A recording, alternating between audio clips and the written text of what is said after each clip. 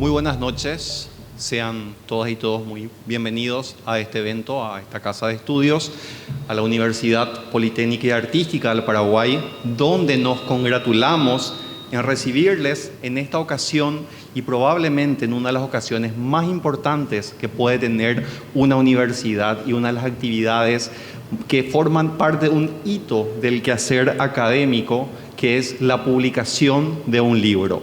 Pero en este caso, este libro tiene el aditivo de hacer mención a dos de las áreas del saber y del conocimiento más importantes, como son la educación y la historia, de la mano del apreciado y distinguido doctor José Enrique Schroeder. En el día de hoy nos acompañan varias personas a quienes agradecemos. Hacemos mención a alguna de ellas, lamentablemente no podremos nombrar a todas, pero en particular destacamos la presencia de nuestro rector, el doctor Manuel de Jesús Viedma Romero, de la doctora Emma Paoli de Viedma, fundadora de la Universidad Politécnica Artística del Paraguay, del doctor Gustavo Niglander Rivera, en representación de la Universidad Autónoma de Chile, el señor Guillermo Wittelman Adriasola, embajador de la República de Chile, el señor José Ham, embajador de la República de Taiwán, rectores de universidades, autoridades nacionales, en particular hacemos mención a la representante de la ANEAES, a toda la comunidad académica en general, amigos de la Casa de Estudios, amigo de nuestro autor hoy homenajeado. Bien, el libro que hoy nos toca presentar está estratégicamente titulado La educación en la historia, con lo cual nos hace mención a que se trata justamente de un análisis exhaustivo de la forma como la educación se inserta dentro de lo que es la historia de la humanidad y en particular la historia de Occidente. El doctor José Enrique Schroeder es un académico con todas las letras, es profesor y maestro de alma, con larga trayectoria como autoridad académica en su Chile natal, donde ocupó los cargos más importantes, fue rector de universidades, decano, director y múltiples cargos ocupados dentro de la vida académica chilena, y hoy por hoy nos honra en tenerlo en la Universidad Politécnica y Artística del Paraguay. Él es ensayista, autor de varias obras de forma individual y colectiva, y también es investigador de esta casa de estudios. Muy bien, dando inicio a este acto, convocamos a la doctora Emma Paoli de Viedma, fundadora de la Universidad Politécnica Artística del Paraguay, para las palabras iniciales.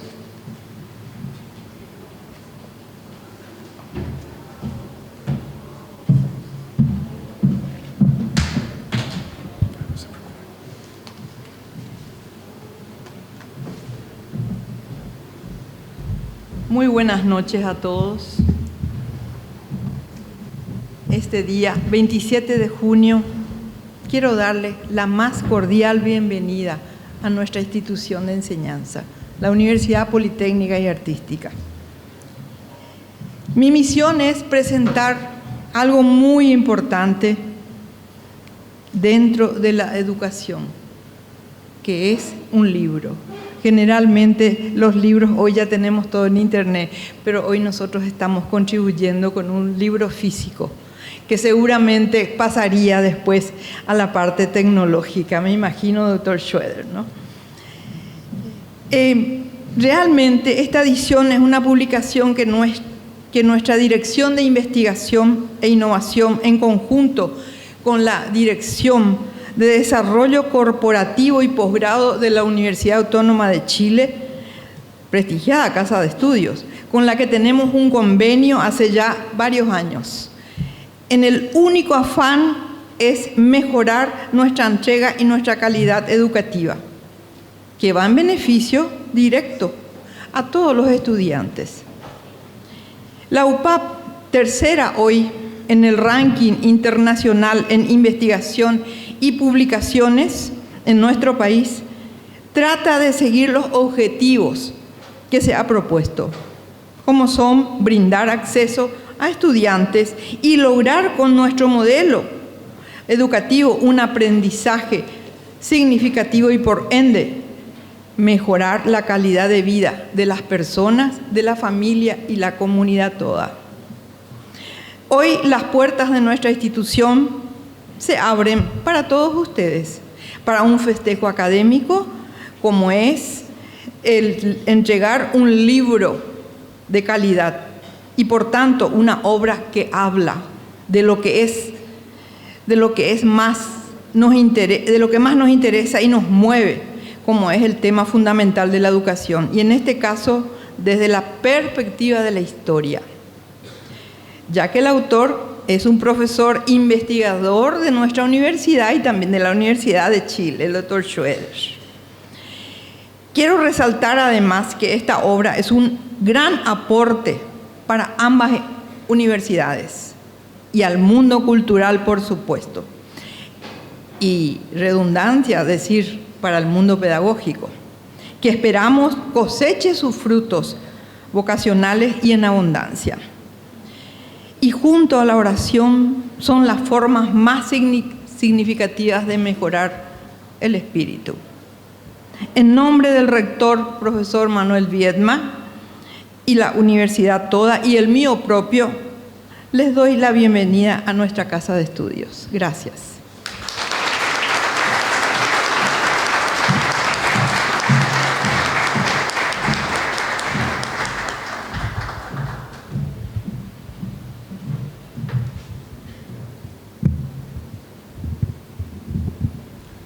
Muchísimas gracias, doctora Emma Pauli de Viedma. A continuación, convocamos al doctor Gustavo Ninglander Rivera, en representación de la Universidad Autónoma de Chile. Él es director de Desarrollo Corporativo de esa casa de estudios. Bienvenido, doctor. Buenas tardes. En primer lugar, para la Universidad Autónoma de Chile es un honor estar aquí presente. Le transmito el saludo de nuestro rector, tanto a la señora Emma Viedma como a don Manuel, y por supuesto al autor del libro. Cuando hace un par de meses José Enrique nos contó y nos dio la oportunidad de poder participar en esta ceremonia, no lo dudamos. No lo dudamos porque junto a él hemos podido conocer la obra de la Universidad Politécnica y Artística del Paraguay, y nos hemos dado cuenta que la Universidad Autónoma de Chile y la UPAP comparten fines comunes. Y nos hemos dado cuenta que ese fin, y el principal fin que nos une a ambas instituciones, es contribuir al desarrollo de la sociedad. Y hemos sido testigos de cómo la universidad ha ido avanzando en materia de calidad, de investigación, y se ha consolidado como una de las más importantes del país. Lo acaba de señalar la doctora Viedma. La Universidad UPAP en este momento está entre las 3 mejores universidades en investigación del país, lo cual es un avance tremendamente significativo. Y gran parte, o una parte importante de esto, es la visión que tuvo José Enrique de poder crear esta unión entre ambas universidades, que se plasmó en un convenio de colaboración académica. Por lo tanto, gran mérito tiene él en este sentido. Y este libro es también parte, fruto de este convenio, y estamos muy contentos que así sea. Estamos muy contentos de poder ver que el convenio se ha afianzado en el tiempo y que no solamente son investigaciones, no solamente son exposiciones científicas, sino que se plasman en cosas concretas como un libro que sin duda será un gran aporte para la sociedad y para la educación. Quisiera tomarme la libertad también de decir un par de cosas del autor. Me dijo que fuera muy breve, así que lo voy a hacer. Pero la gran cosa excepcional que tiene este libro es que lo escribe realmente un maestro. Y un maestro que te enseña de la vida, no solamente de lo que él sabe, de lo que él se estudió, de lo que él ha investigado, sino que quienes tenemos la suerte de conocer a José Enrique, cada experiencia que vivimos con él es un proceso educativo. Hace poco tiempo atrás compartimos en Madrid y me enseñaba cada edificio que estaba por la ciudad, cada historia detrás de esos edificios. Por lo tanto, las personas que lo rodeábamos aprendíamos. Y aprendíamos no solamente de lo que nos decía, sino de su ejemplo como persona. Y creo que eso es algo que nos reúne acá. Muchas de las personas que viajamos, yo viajé desde Chile, hay más personas que viajaron desde Chile, lo hicimos también porque José Enrique es una persona que aglutina gente de distintas partes, de España, Chile, Paraguay, y tiene algo en común o algo extraordinario que hace que esas personas se confluyan alrededor de él. Entonces, no suelo hacerlo, pero le quiero decir, José Enrique, amigo mío, te felicito, es un honor estar presente acá, es un honor para la universidad y muchas gracias por hacernos parte de este momento. Muchas gracias.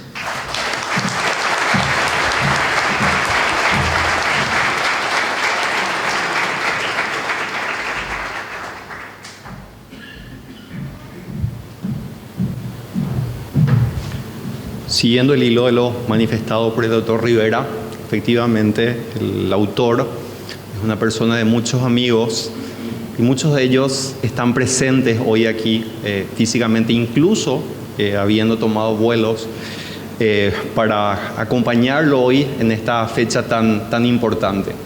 Pero aquellos quienes no pudieron estar físicamente han querido dejar su testimonio a partir justamente de la lectura de los manuscritos que han sido enviados desde la Dirección de Investigación de Innovación. Esta es una obra que cumple con todas las reglas, los requisitos para ser una obra científica, y en ese afán justamente ha sido objeto de revisión por parte de varias autoridades académicas alrededor del mundo. Muchos de ellos han querido dejar su testimonio en el video que a continuación se proyecta.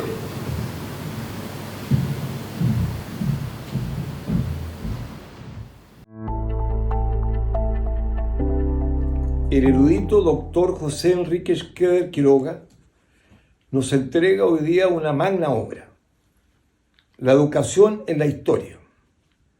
Este texto indudablemente está construido para que educandos, educadores universitarios y gente que quiere culturizarse en la verdad y en la historia pueda leerlo. Indudablemente que este texto deja a la altura que corresponde a Occidente, a este Occidente tan deshuesado, tan desmembrado, indudablemente que con su texto y con su contenido fija la posición que siempre debió tener Occidente. En cuanto al léxico, está redactado en una forma brutal, envidiable para muchos, y usa citas que lo hace en forma absolutamente exacta, mesurada, diáfana, probas y categóricas. No parafrasea citas, que es muy importante porque los autores ahora parafrasean. Buenas tardes desde el corazón de Europa, con este emblemático edificio, sede de la Comisión Europea, institución en la que tengo el honor de trabajar. Quiero agradecer esta invitación a participar en el lanzamiento del libro, de este magnífico libro del profesor Schroeder, y del que yo destacaría 3 aspectos.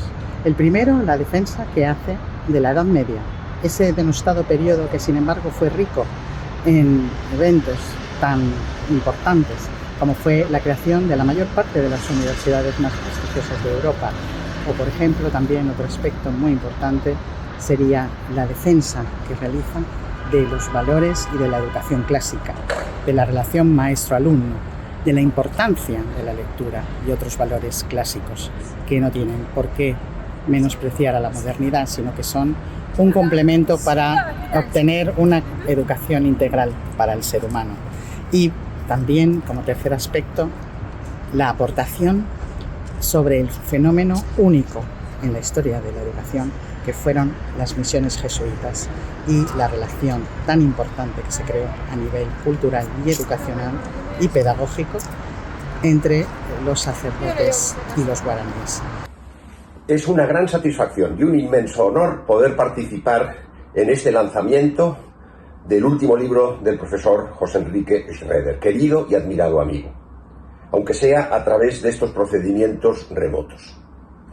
El profesor José Enrique Schroeder es una personalidad ilustre del mundo hispánico, particularmente en el ámbito de las humanidades. Es difícil que yo pueda añadir algo que ustedes ya no sepan. Pues el profesor José Enrique Schroeder, desde el punto de vista de la gestión y dirección universitaria, ha alcanzado las mayores cotas, los mayores triunfos, los mayores cargos, pero al mismo tiempo es un estudioso fino, es un estudioso que ha tenido a los mejores maestros y que prolonga en su trabajo diario el pensamiento y las ideas de esos grandes maestros que le forjaron en su juventud. Yo he tenido la fortuna, diría la gracia, de ser su amigo, de tal manera que no puedo dejar de participar en este acto con el mayor de los entusiasmos. Enhorabuena, querido José Enrique. Conocí a José Enrique Schroeder en Chile, siendo rector de nuestra universidad, y me dejó inusualmente impresionada su buen hacer y su preocupación por ser, ante todo, un buen docente. Después, tuve la fortuna de conocerlo también personalmente. La formación intelectual es su forma de vida. Leer, escuchar música, rodearse de arte en todas sus facetas. José Enrique es historia, es arte, es sabiduría, es profesionalidad, es saber hacer y es, ante todo, un humanista.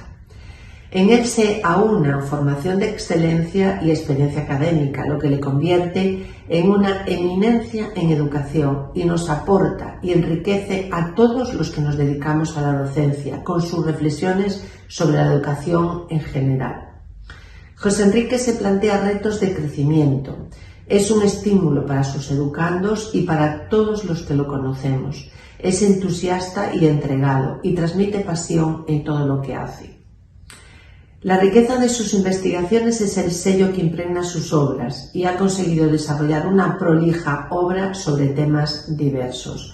Por eso es para mí un honor acompañarlo en el lanzamiento del libro La educación en la historia. Muchos éxitos, José Enrique, y un abrazo.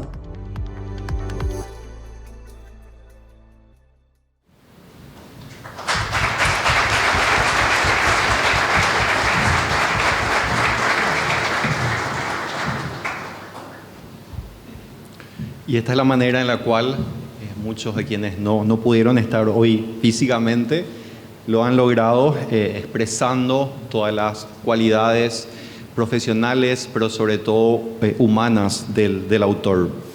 Y en este sentido, en mi carácter de director de investigación e innovación de esta universidad, también quiero mencionar o recalcar la rigurosidad científica de esta obra. Muchas veces la palabra ciencia asusta un poco, ¿no? Pareciera ser que es algo lleno de fórmulas, algo ininteligible para muchas personas.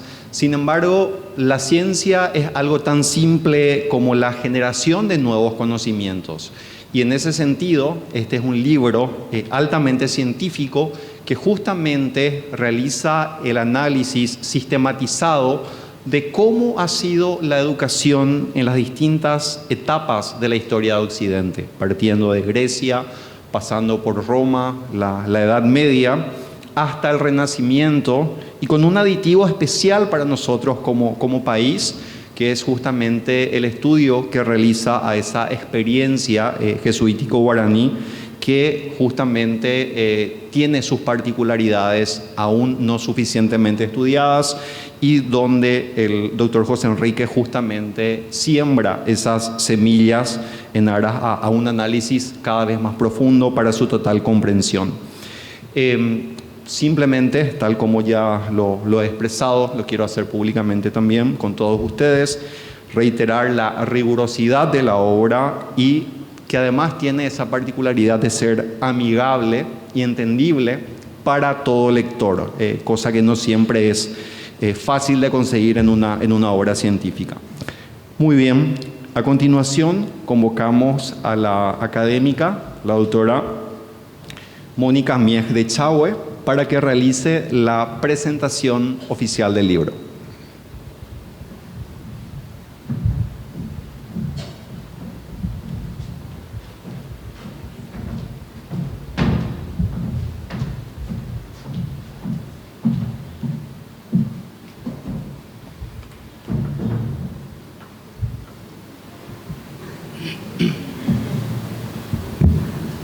Buenas noches a todos.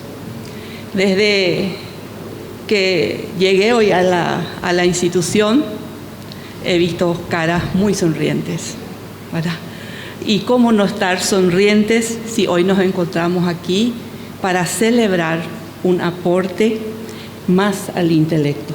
Gracias, doctor José Enrique. Me permito presentarles el libro, que tiene dos virtudes fundamentales, ¿verdad? La primera, que está escrito por un profesor. Ya lo han descrito como profesor, el doctor Gustavo lo tiene bien claro, todos los compañeros lo identificamos como un profesor de mayúscula, ¿verdad? En mayúscula, que ha ejercido la profesión en las aulas, tanto secundarias como universitarias, durante largos años. Y por tanto es un libro que fue escrito pedagógicamente. La segunda virtud es que el autor es historiador, ya lo han descrito también como tal, ¿verdad? Y por lo mismo, unido a su condición de docente, escribe este volumen de aproximadamente 300 páginas, en que ambas vocaciones se muestran con claridad y se definen especialmente en su mismo título, ¿verdad? La educación en la historia. Pero como un autor innovador, historiador, profesor, ¿verdad?, le agrega una curiosa frase, fragmentos articulados. Pues lo que él hace es tomar didácticamente un fragmento de la historia, como por ejemplo el siglo de oro de Pericles o la era de Augusto y el imperio, y desde ahí nos enseña en unas notas a modo de proemio cómo debemos necesariamente introducir el tema en cuestión, explicándonos después cómo era la educación en general, para finalmente tomar un punto central o enfoque histórico como eje y desarrollar un ensayo que tiene todas las características de una gran clase magistral. El autor divide el libro en 4 edades, que van desde la Grecia clásica hasta el llamado Renacimiento, logrando con ello explicar de manera ágil y además entretenida los diferentes desarrollos culturales de cada uno de esos reconocidos periodos. Este libro parte por explicar la diferencia entre educación y pedagogía. Y les puedo asegurar que hay estudiantes dentro del ámbito de la pedagogía y de la educación, ¿verdad?, que difícilmente podrían responder, ¿verdad?, cuál sería esa diferencia. En el capítulo helénico, el doctor Schroeder hace hincapié en un tema muy relevante: el fenómeno que se da de los maestros y discípulos. Nos explica detalladamente y con exactitud cómo se produce desde los albores del Occidente el proceso de la enseñanza-aprendizaje y cómo, al hablar de pedagogía, hoy nos volvemos a remitir a esa escuela que hace grande justamente a dicho Occidente. Traspasada luego la mayor parte de la cultura helénica a la Roma eterna, el autor se centra en la importancia que le daban a la educación y nos relata cómo, a través de la dignificación del profesor, se logra elevar la educación, y cómo además en su época de oro Roma llega a tener 29 bibliotecas públicas. Y al continuar la lectura de este interesante libro, el autor se pasea como un contemporáneo más en la llamada Edad Media y defiende al medioevo como una época de oro de la humanidad, pues la señala como un tiempo de unidad de la verdad en la que fe y razón caminaban juntas. Surge de esa asociación de maestros y discípulos, de este sentido de agrupar los escritos en las bibliotecas y del carácter corporativo medieval, la gran institución, que es creación del genio occidental. la universidad, como la que hoy nos cobija en este lanzamiento. Muchas gracias.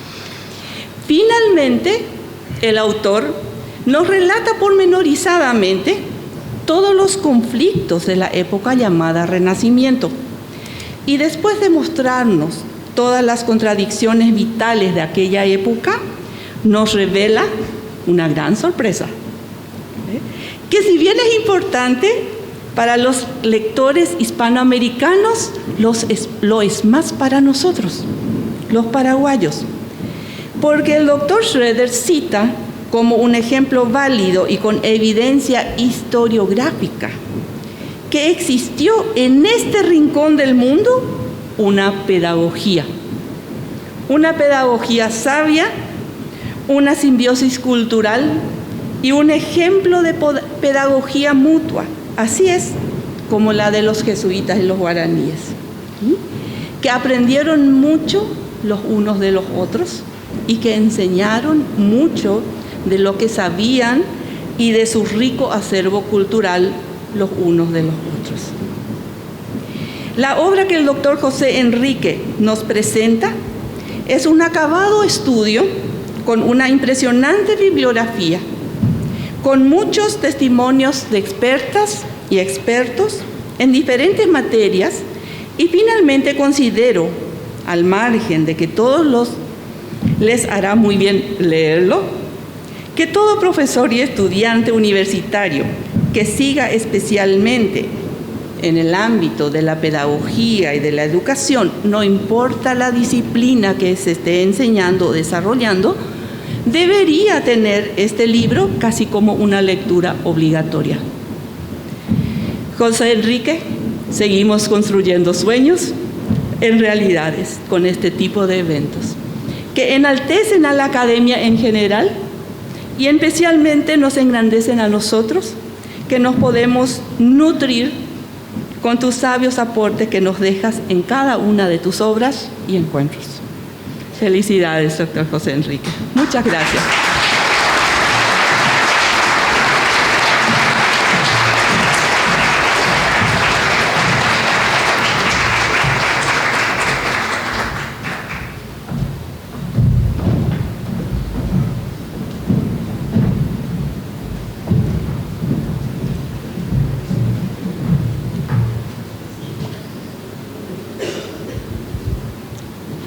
Muchas gracias, doctora Mónica Mies, por su presentación.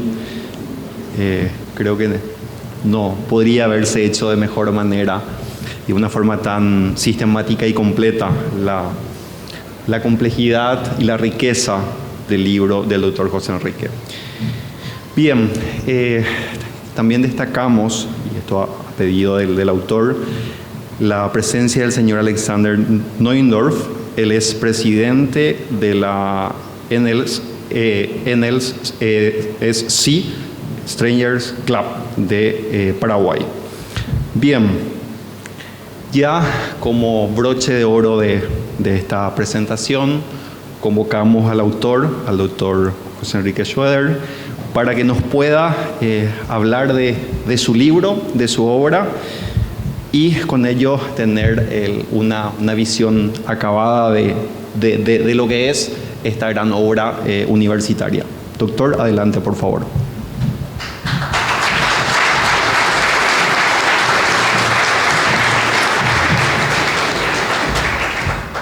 Al bajar el micrófono se darán cuenta que todos somos distintos. Espero estar a la altura, por lo menos, para poderles hablar. Los fuegos artificiales no son por Olimpia, sino por mí. Sí. Estoy sumamente agradecido.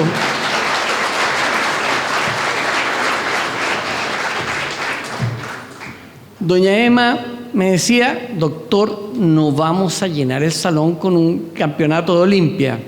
Doña Emma, los que van a ver Olimpia no van a leer este libro, y los que van a leer este libro no van a ir al partido de Olimpia hoy día. Para que me tenga fe, pues, doña Emma.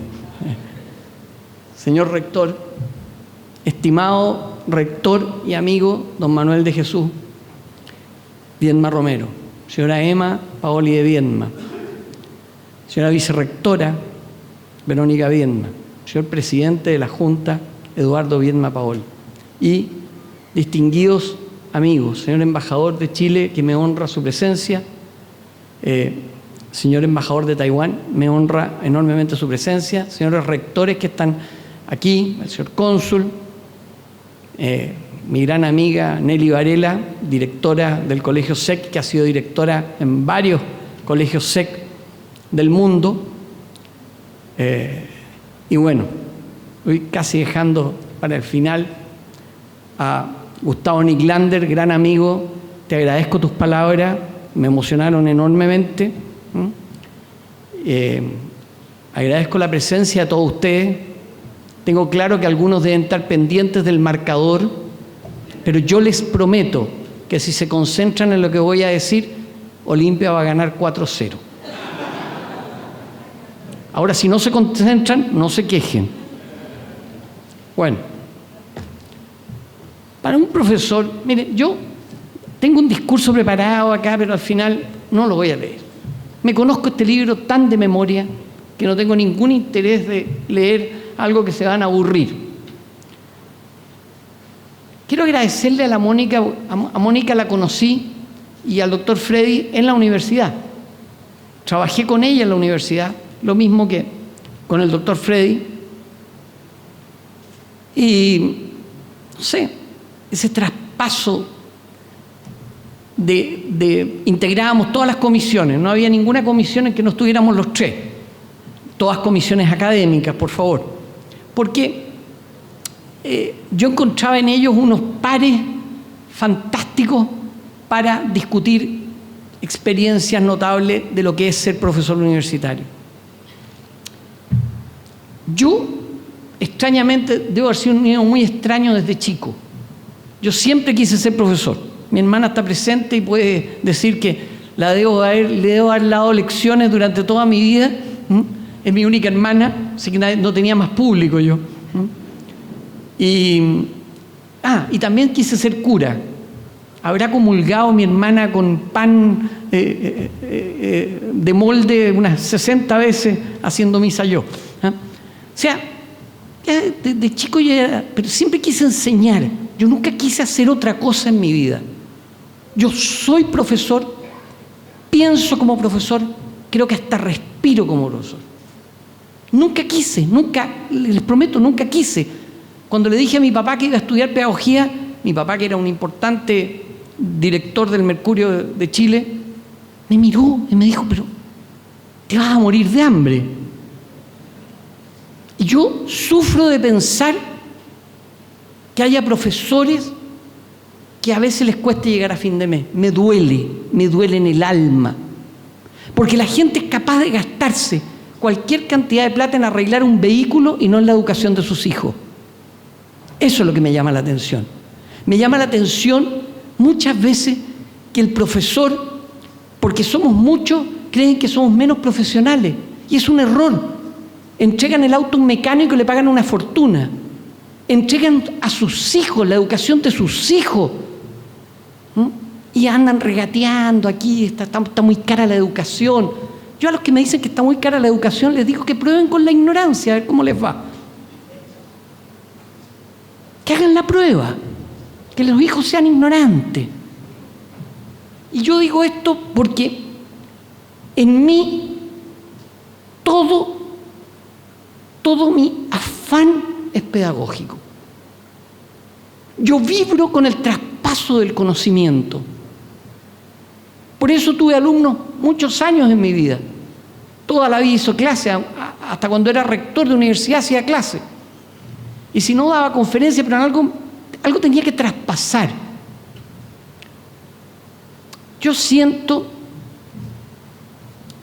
que este libro, como ustedes lo ven, me pueden acusar de que la educación es la historia, o sea que estoy medio de modeo o algo atrasado, pero les tengo una revelación. ¿Ven este dibujo maravilloso? E inteligencia artificial. O sea, también yo me traspaso al mundo de hoy. ¿Por qué no? lo mejor del mundo, aprovechémoslo. Piense en la democratización de la educación, que significa poder dar clases a distancia, o que estos amigos míos que pertenecieron, salvo una Nelly que está aquí presente, que le agradezco enormemente, son a los que les mandé el manuscrito, se comuniquen desde España, desde Bruselas, para dar una opinión. Piensen cuando un profesor, el mejor de los profesores, hace clase acá, una clase magistral, y la pueden estar escuchando en Caaguazú. Está bien, modernicémonos, progresemos, pero no olvidemos la tradición. ¿Y qué es la tradición? La tradición es el legado de lo mejor de una generación a otra. No la idiotez del conservadurismo anacrónico, porque ser conservador, yo puedo conservar una silla 40 años y la silla puede ser horrible, y ahí está la silla. No, la tradición es cuando respetamos lo que los más antiguos hicieron y lo convertimos en parte de lo que nosotros entregamos, que es lo que no está sucediendo hoy día en el mundo. Estamos despreciando toda la tradición en virtud de algo que no conocemos. Por eso es que el reino de la vulgaridad se ha apoderado en gran parte del mundo occidental. Y la vulgaridad no es nada más que lo grotesco muchas veces. Cuando celebramos lo que ni siquiera tiene belleza. Don Manuel es un hombre que yo considero sabio, y a esta altura de la vida considero a muy pocos sabios. Les decía a su familia: miren, todo lo que vamos a hacer, lo vamos a hacer con arte. Todo lo que ustedes hagan, háganlo con arte. Yo les pregunto, ¿cuánto es la última vez que fueron a una galería de arte? No porque fueron invitados al cóctel, sino a mirar arte. A un teatro, a ver actuar. Promocionemos la cultura, Dios mío. Muchas veces hay gente que ve la cultura, la gente gobernante ve la cultura como un medio para ideologizar a la gente, o a veces la derecha ve la cultura como sospechosa. ¿De qué? Dios mío. Cultivémonos, Dios mío. Tratemos de hacerlo. Tratemos de leer un libro. Yo estuve en España ahora presentando una conferencia sobre la importancia de leer. Miren, no solo es una importancia sociológica, humana, es una importancia científica.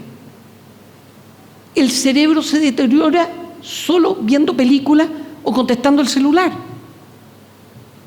¿Por qué? Porque es una cosa, el acto de leer es unir letras, palabras. Eso se traduce en la mente se abre y se desarrolla la memoria, la imaginación creativa y todo. Hay innumerables estudios científicos que demuestran eso. Cuando uno deja de leer, deja de pensar. Ahora ustedes me podrán decir, pero hay gente que no sabe leer. Esa gente puede ser más culta que muchas veces nosotros. ¿Por qué? Porque además de no leer, pero siguen la tradición oral. Y era la gente que antiguamente todo lo hablaba en refranes, pero eran refranes sabios. Así como el Quijote le enseñaba a Sancho, Sancho le enseñaba la sabiduría popular al Quijote. Entonces, no es un problema. Si tenemos la facultad de leer, sabemos hacerlo, leamos, introduzcámonos al mundo de la cultura, admiremos un edificio, admiremos una obra de arte, seamos capaces de traducirlo eso. Este libro, ¿de dónde nace? Nace de mis apuntes de profesor, de cuando yo hacía clase en la universidad. Entonces un día llamé a un ayudante y le dije: oye, ¿podríamos convertirlo en un libro? Y me dijo: no, van a salir como 4, me dijo. Pero el problema es que yo no quería eso. Yo no quería hacer un libro súper docto. Quería hacer un libro que la gente entendiera cómo se desarrolló la historia de la educación. Las dos cosas que me apasionan, la historia y la educación.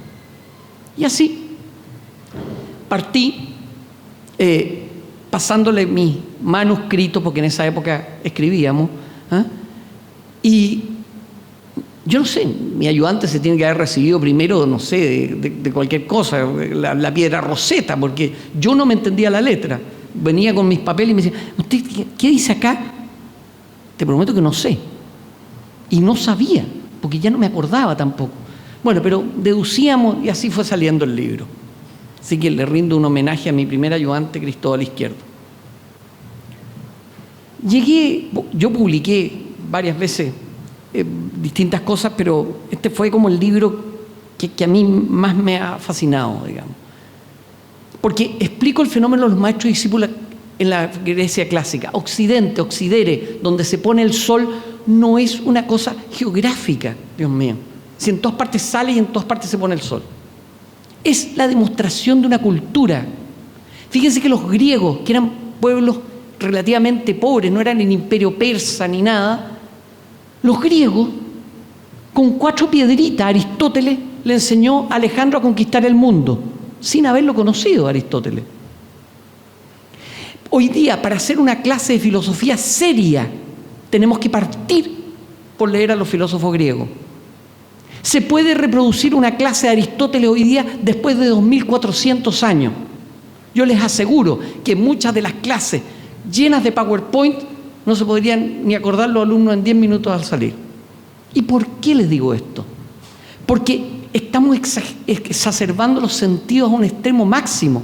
Tenemos que darle importancia a la imagen, darle importancia. Las clases tienen que ser entretenidas. ¿Quién dijo que las clases tienen que ser entretenidas? Las clases tienen que ser clases. ¿Quién dijo que el profesor tiene que ser amigo del alumno? No, es el profesor. ¿Hasta cuándo empezamos a cambiar las cosas? Después, cuando se reciban, uno podrá ser amigo. Depende del cargo que tengan también, porque si no, no vale la pena. Pero esto de que el profesor tiene que ponerse a la altura del alumno, ¿qué es esa idiotez, Dios mío? ¿Hasta cuándo? Es el alumno el que tiene que estudiar. Por eso me carga cuando alguien dice que el alumno es un cliente. ¿Cliente de qué? Cliente el que va, paga un servicio y lo recibe. El estudiante es objeto y sujeto de su propia educación. O sea, yo puedo hacer piruetas acá en el medio, y si el tonto no quiere estudiar, no estudia. Y ahí estamos poniendo la nota para ver si pasa, o lo equiparamos con el que sabe más. Es un absurdo.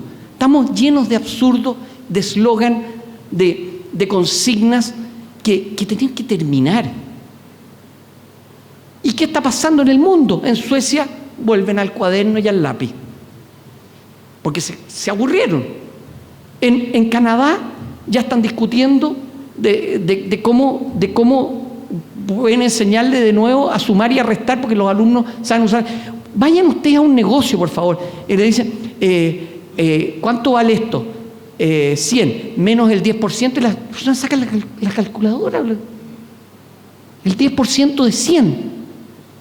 Porque nos olvidamos de pensar, y cuando no usamos esto para pensar, terminamos no pensando y convirtiéndonos en una masa informe capaz de llenarse con cualquier consigna barata, la primera que llega.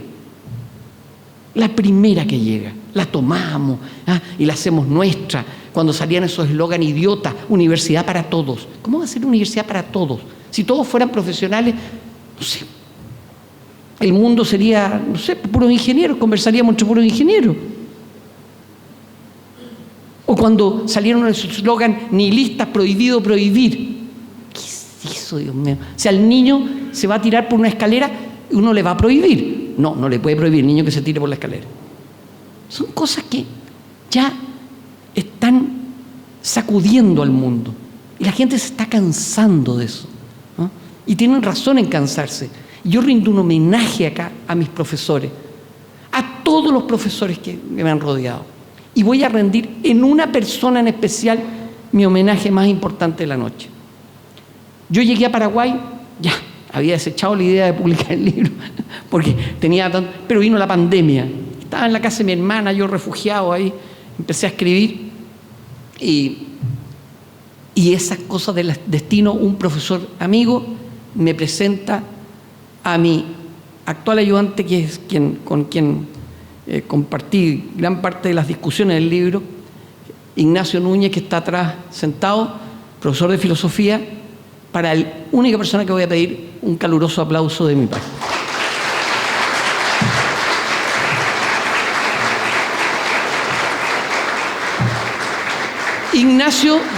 Ignacio sabe más filosofía que el 99% de los filósofos que he conocido en mi vida. Es una máquina de pensar. Entonces, eran agotadores los diálogos, porque yo llegaba a trabajar y sentarse, qué sé yo, mi mujer borda mientras yo discuto con Ignacio el cómo vamos a hacer. Y le metimos mucha filosofía al libro, mucha discusión, Dios mío, una discusión eterna, como buen filósofo. Piensen ustedes que a la edad que tiene, reemplaza hoy, ni más ni menos, designado por él mismo, al profesor de filosofía Telechea. O sea, no tiene ni doctorado, nada, pero sabe. ¿Qué es lo que nos pasa hoy día? Que no sabemos las materias.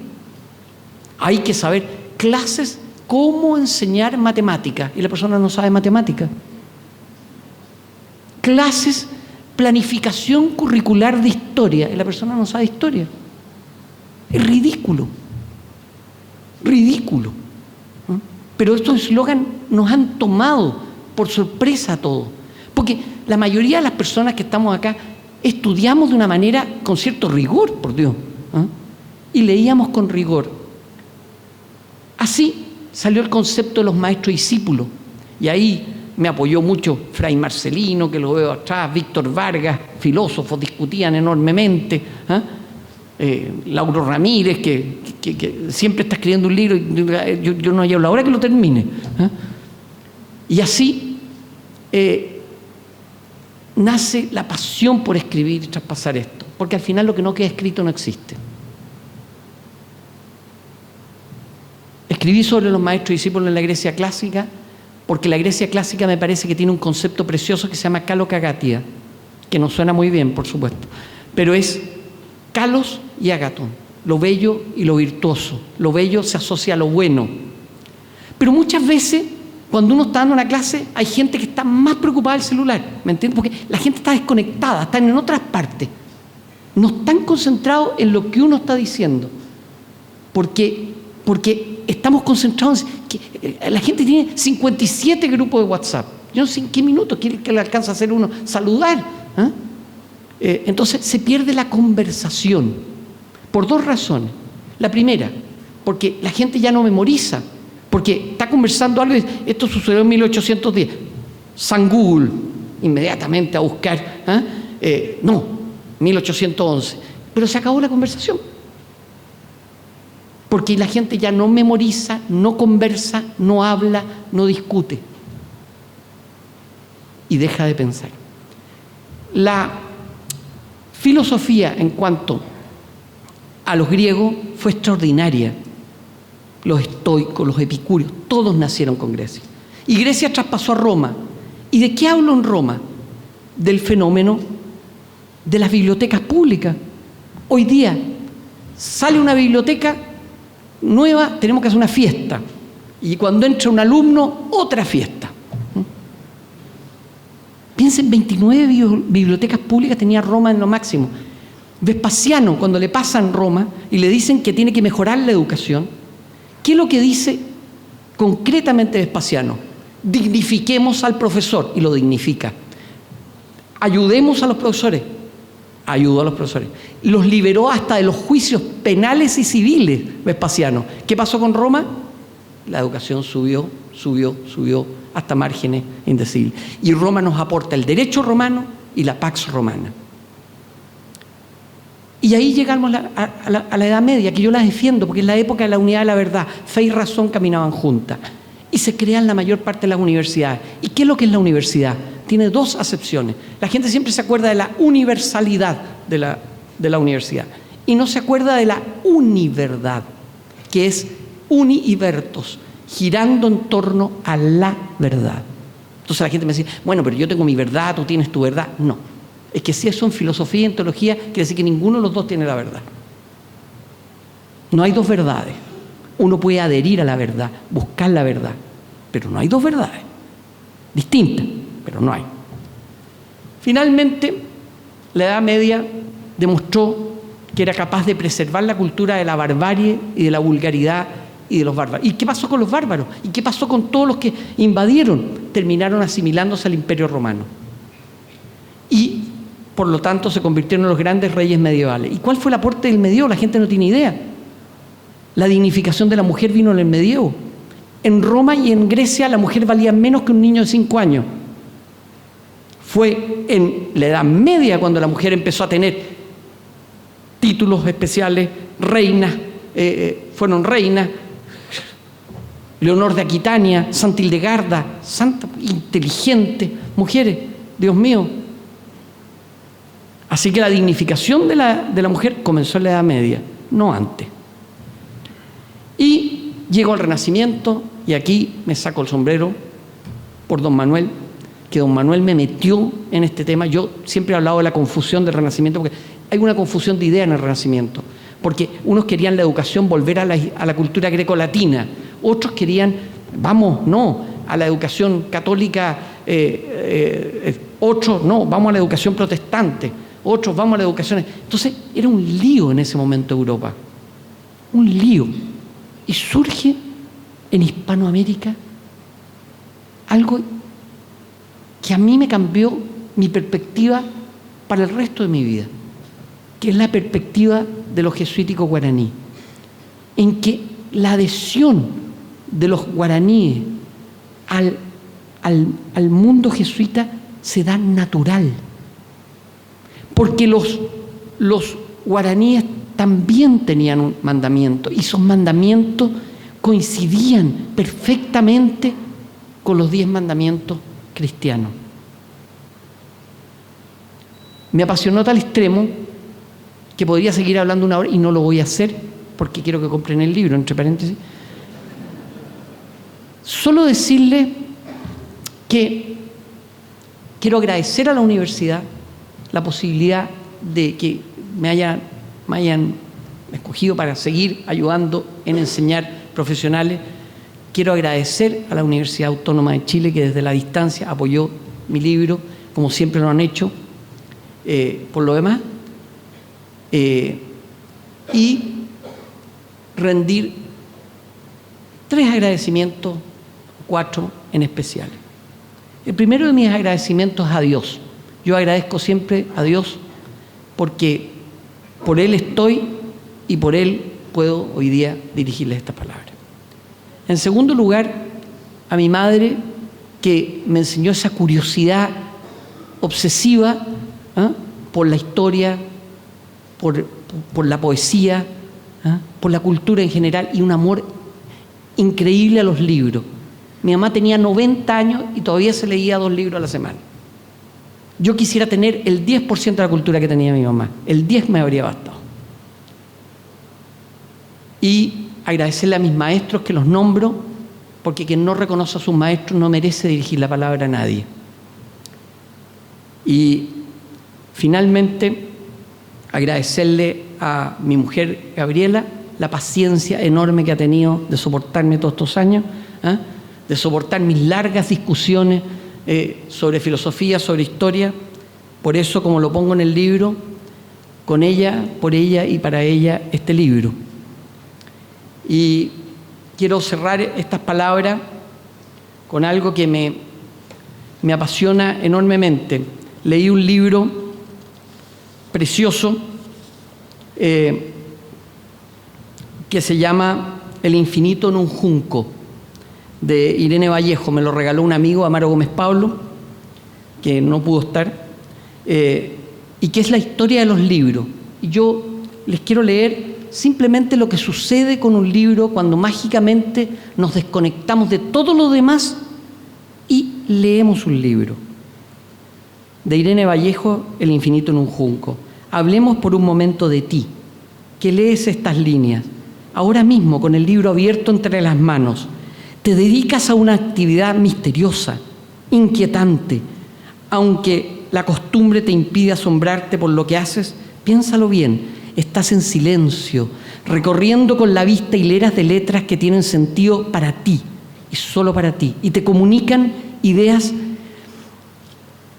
independientes del mundo que te rodea ahora mismo. Te has retirado, por así decirlo, a una habitación interior donde te hablan personas ausentes, es decir, fantasmas visibles, solo para ti. En este caso, mi yo espectral, y donde el tiempo pasa al compás de tu interés o tu aburrimiento. Has creado una realidad paralela parecida a la ilusión cinematográfica, una realidad que depende solo de ti. Tú puedes en cualquier momento apartar los ojos de estos párrafos y volver a participar de la acción y el movimiento del mundo exterior, pero mientras tanto permaneces al margen donde tú has elegido estar. Hay una aura casi mágica en todo esto. Yo les quiero agradecer mucho que hayan venido y decirles, hoy en día estamos muy, pero muy informados y muy poco formados. Muchas gracias.